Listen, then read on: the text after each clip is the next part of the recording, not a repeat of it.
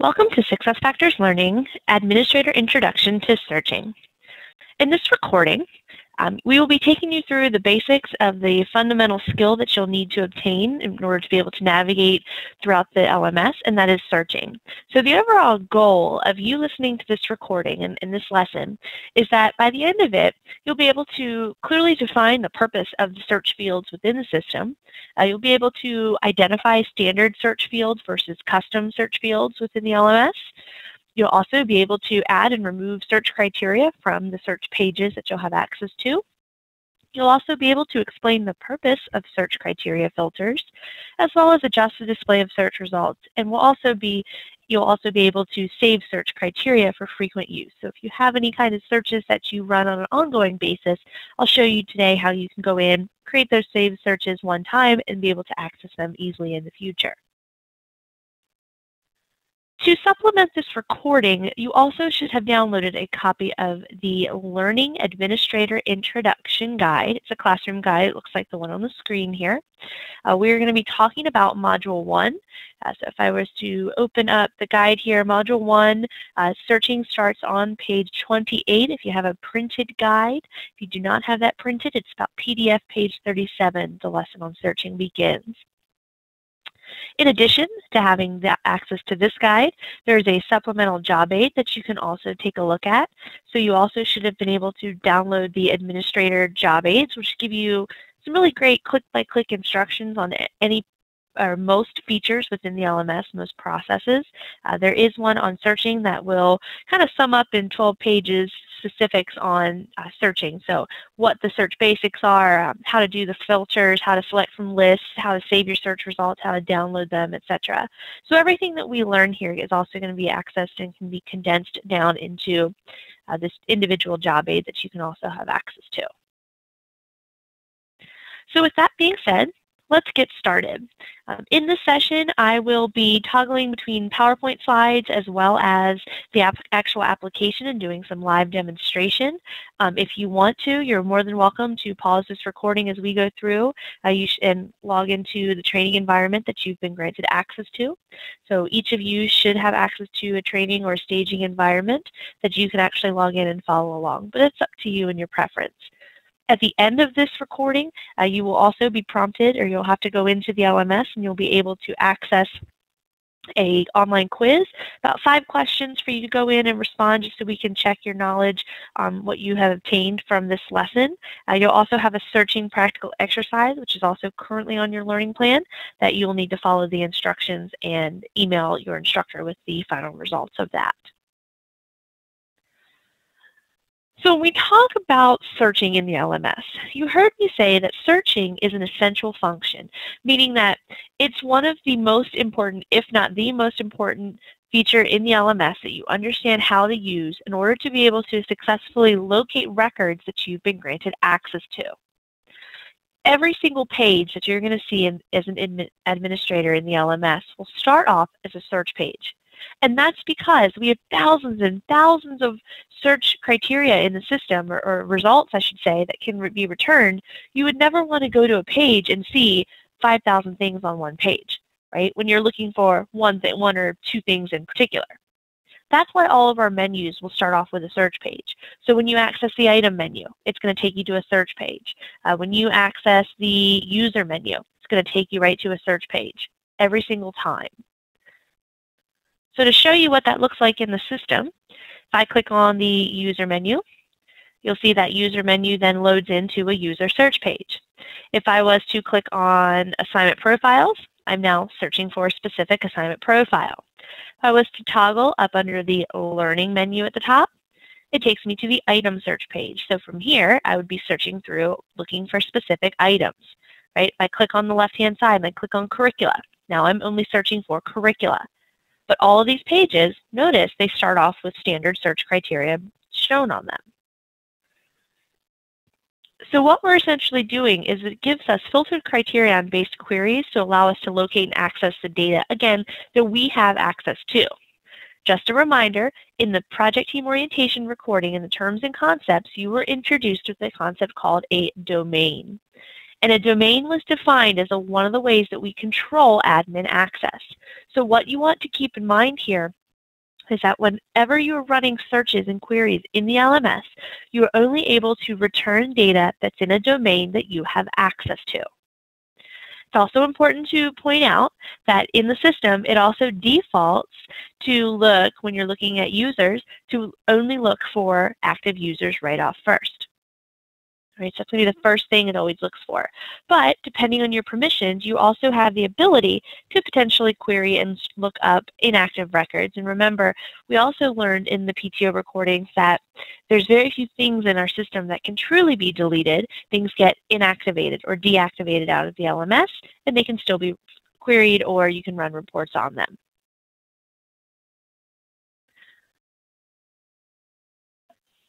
So now that we've done a little introduction on why we need to search, and you have a better understanding of the benefit and why this is an important skill, let's take a look here at the searches that can be performed within the LMS. So right now, in my environment, I am on the user menu, and I'm searching through users here.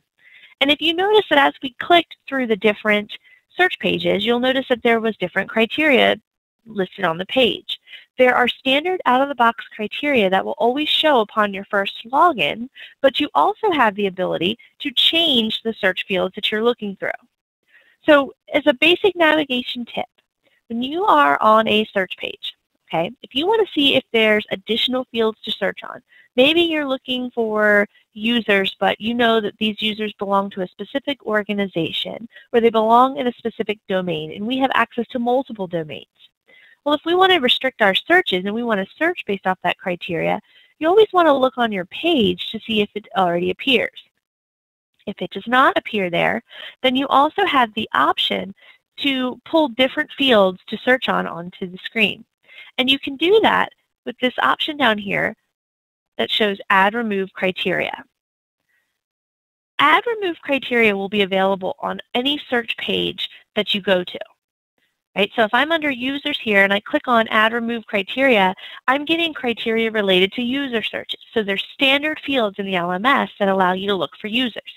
First name, last name, their job code, their job location, their user ID if you want to, the competencies that they have assigned to them, the domains here that they are part of.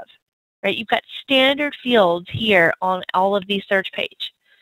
Whereas if I was to close this and if I was to go under the learning menu and items, I've got fields here related to searching for items. So I can look at an item for it by its title or by its classification. If I decide I want to look at my items by subject area, well, here's my Add Remove Criteria. When I click that, you'll see a full list of all the different things that you can search on. So I can click on whatever it is I want to turn on and uncheck whatever I want to turn off and click Select. Anytime that you make a change to a search page, right, that becomes your persistent setting for that session. So if you were to change this on your screen just as I did, and you were to log out right now and come back 2 weeks from now and come right back to this very screen, these would be the same search criteria that are open. If I go back to the user page, and let's say I want to add remove criteria, and I'm going to hide some of these other fields, right? I'm going to turn off some of role ID, status, profile status. I'm going to disable those for right now. I'm just going to hide those because they're not what I search on. But I am going to turn on something like domains. And when I click Select, you'll notice it cleans up that page and this becomes my standard view. So again, all of the add and remove criteria options are available, and whatever you change on that one particular screen becomes your standard setting. Now that we've talked about how to add and remove criteria to the page, let's take a look at these search operators that you're seeing here. In the PTO recording, you learned that one of the configuration decisions a customer has is they need to determine what their standard search operator field should be. Most of the time, customers go with something like contains, because that's going to allow you to look on that field based off of anywhere in that value or anywhere in that field. Okay, so from the drop down here, I'll show you that you've got multiple options here. Okay, there is a default one that can be set by the customer, But when the admin is performing the search, they can choose to change what operator they're searching by. The operators you have available to you are exact, any, starts with, contains, does not contain, and is empty. Let's talk about what each of these does for us. The first one here let's talk about is going to be exact. Let's go right down the list here. Okay, so I'm going to come down here under last name, and I'm going to select exact. All right, and let's say I'm looking for somebody that has the last name of Gold. Okay, I don't want any Goldsmiths, no Goldbergs. I don't want any of that. I just want to find users. I know they have the last name of Gold. So when I come in here and I type in Gold, last name exact, and I type that in, please also notice that case-sensitive search is defaulted to no, so case sensitivity does not matter. And when I render the search, you'll see that I get 2 employees, Aubrey and Colin, because those are the only 2 employees in a domain that I have access to that have exactly that last name. So exact is one of the values that allows you for one and only one exact match. I'll give you an example here. I just did Gold on the screen, but if you're looking for all the people with the last name of Jones, you're looking for all of the employees with the first name of William. Okay, that's what exact allows you to do. So one value and one value only. I would also like to take a moment here to point out that if you fill out multiple search criteria here on a page, we're creating an and relationship. So it becomes inclusive, right? For example, if I was to go in here and I just did last name exact Gold and we get Aubrey and Colin.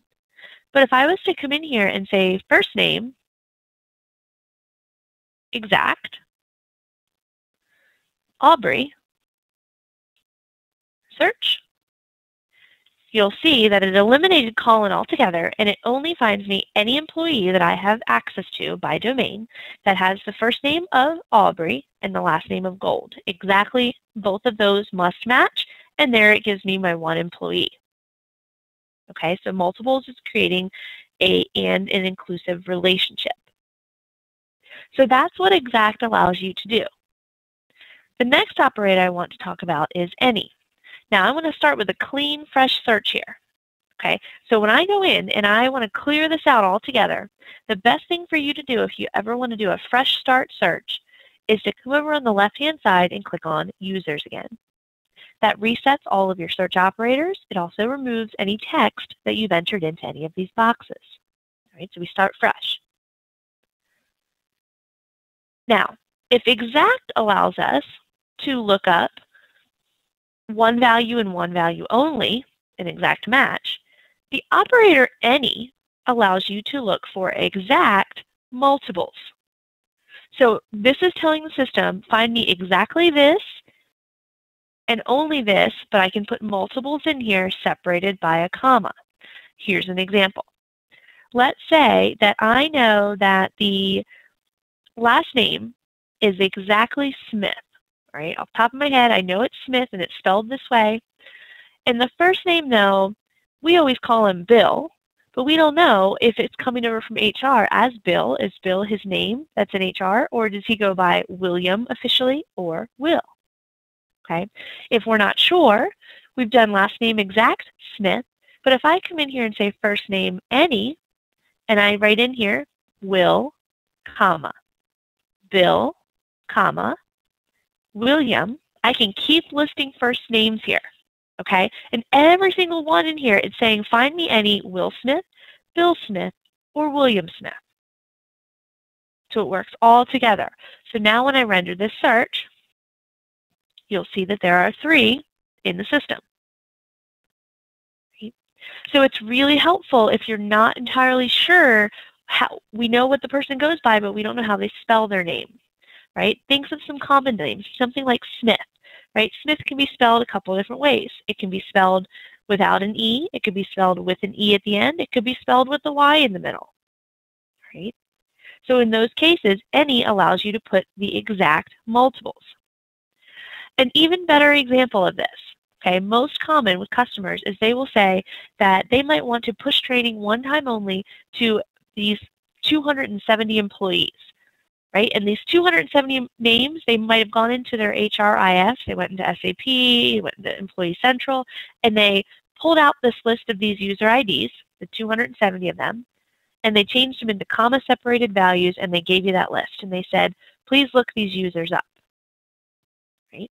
If that's the case, and I'll show you, I have a sample text file here that's got 6 different user IDs in it. So if I take these comma-separated user IDs, copy them, and I come back in here, and I go under user ID, any, I can click in here and paste those in. And when I paste those values in, I just put my 6 in there, but if you had 200, if you had 300, if you had 2,000, doesn't matter. You could put them in there as long as they're separated by a comma and there's no leading or trailing spaces.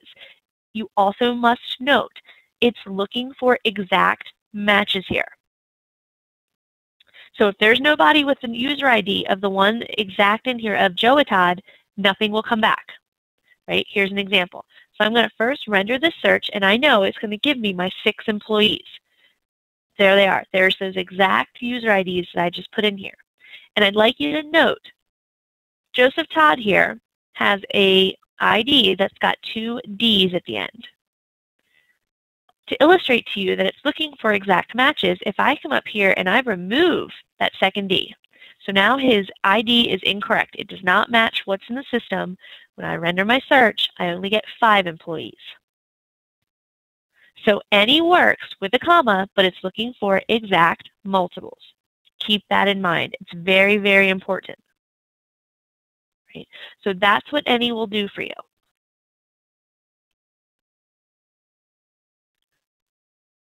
So we've now talked about the operator exact, and we've talked about any. The next one in our list is going to be starts with. So if I clear my search out here, let's say that I know that their first name starts with Will, right? And I'm looking for somebody, I'm looking for a Will, a William, a Wilma, right? I'm looking for anybody with a last name that has, or excuse me, a first name that starts with Will. When I render the search, you'll see it gives me all the different people. I got Williams, I got Willows in there, right? Anything that has the word will in the beginning will return. Now, starts with, I would say, is probably most commonly used if you are looking for certain entities. Once you get into the recordings, learning about how to set up items and curriculum, one of the things that we tell people is that when you're defining the IDs for these, you'll want to come up with a naming convention because it'll help you with searching. So here's an example. If I go up under Learning and Curricula on the left-hand side, let's say that my company has their department's codes as the preface to all curriculum IDs. Okay, so let's say that I know that the Environmental Health and Safety Department goes by EHS. That is their code. All right, and someone just asked me to go look up any curricula that I have access to that starts with EHS. Right, so when I come in here and I look curriculum ID starts with EHS, and I render that search, you'll see that there are 9 total. Okay. Another example, I'm looking for an item, and someone told me that it starts with the title of it, it's Microsoft, but you're not sure which Microsoft version you're looking for. Well, I could come in here and say, item title starts with Microsoft, and I render that search. And there are 7 total items that I have access to that have a title that starts with the word Microsoft. Okay. So that is what the starts with one does for us. The next one here, and most common, is going to be contains. So it's helpful if you know any or just part of a ID or of a title or of a description, we can search on it, right? For example, if I went in here and said, someone said, find me anybody that has the last name of Smith anywhere in it, okay? So if I come in here and say contains Smith, and I render that search, I'm going to get regular Smith, but I'm also going to get the Goldsmith in here. I can also get, if there's any Smiths with an E, they would also be returned in my results as well. So here's John Smith, right? Because we're looking for anybody that has a last name that has Smith anywhere in it. In the beginning of it, in the end of it, in the middle of it. Does not matter. Okay. So that's what the contains operator does for you. Now the opposite of that is there is a does not contain operator. And this one is not used very common, but what it's helpful for is if you ever need to do any kind of reverse lookups. For example, sometimes, let's say I'm a customer and I have internal employees and I have contractor employees in my LMS. And let's say that all of my contractor employee IDs have a preface or they have the letters CTR within them, right? And then let's say specifically I'm looking for John Smith, but I want the John Smith that is not a contractor, right? I'm looking for an internal. Well, I just told you that I know internals do not have CTR in them. So if I go in here and I was to say user ID does not contain CTR for contractor, you'll see that it returns my John Smith because his user ID is just J Smith. It does not have CTR in it, so that's why he is returned in my results. The last search operator that you have available to you is empty. Okay. Now, isEmpty is one that you're not going to use a lot, but it's very helpful if you're ever looking to do one of two things. So one would be after your HR connector file has run, if you want to validate and make sure that all the employee names that came over, that they have a first name and last name populated to make sure all that came in successfully. If I was to come in here, I'll start with a fresh search and say, show me anybody that has a blank first name. So I'd like first name is empty. And I run the search, you'll see that there was one person. So BML Finance came over, and he did not have a first name or a last name populated. Right? That's one example. Another example is let's say that you've decided that let's say we've gone live and people have been creating items, and we have just now decided that we want to start making it mandatory for all new items to have an item source specified. And before we make that policy in effect, before we make that mandated, we want to look and see what kind of effort is going to be required in order to update. So we want to see, how many items currently are out there built in the LMS, but they have no item source related to them. Well, if I go up under my learning menu, I'm searching under items, and I say item source is empty, and I render that search. You'll see I get 26 total records that returned in those results. So that means these 26 items are missing an item source. The rest of the few thousand items in the system do have one populated. Right? So isEmpty is always there and available if you're looking for anything that's blank.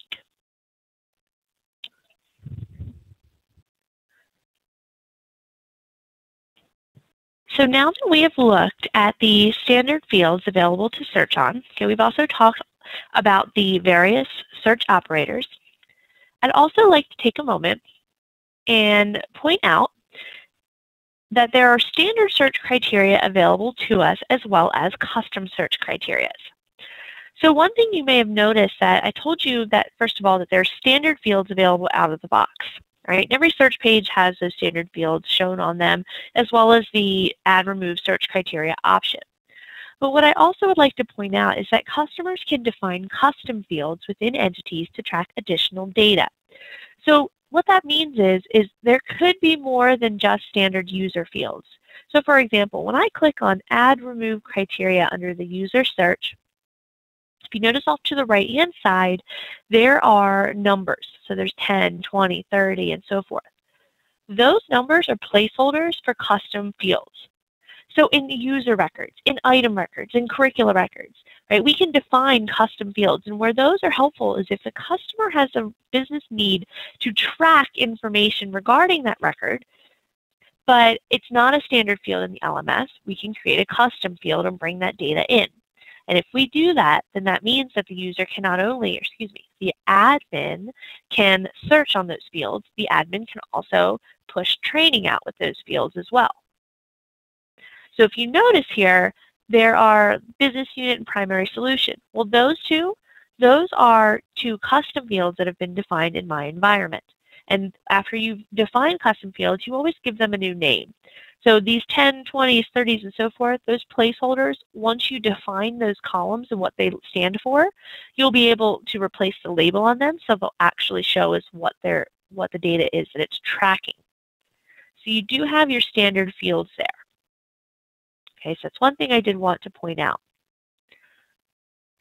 I do note here that each search page has a finite set of search criteria available on it.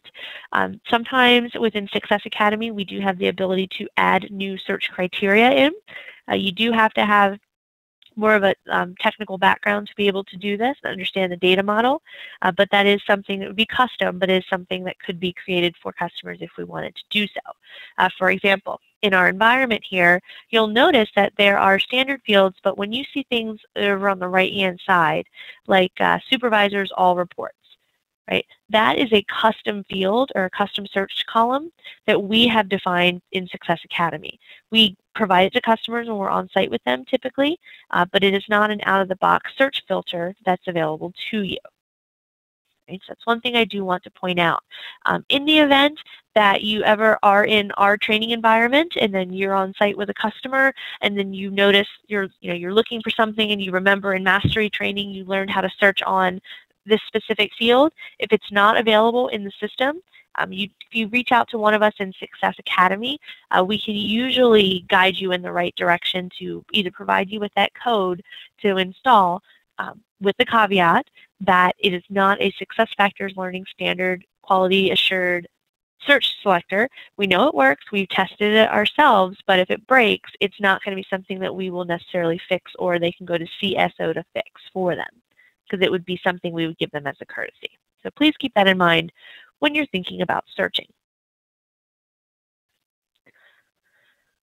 Now that we've gone through and we've talked about our standard search fields here, right? So I'm going to go back in and I'm going to do a quick search for people that have the last name of Smith.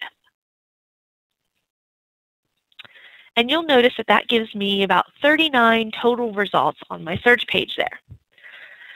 So the first thing that I want to point out is that way when you're going in here and you're looking at these search results, you'll notice that it always gives you a snapshot here of how many records are available on the page. All right.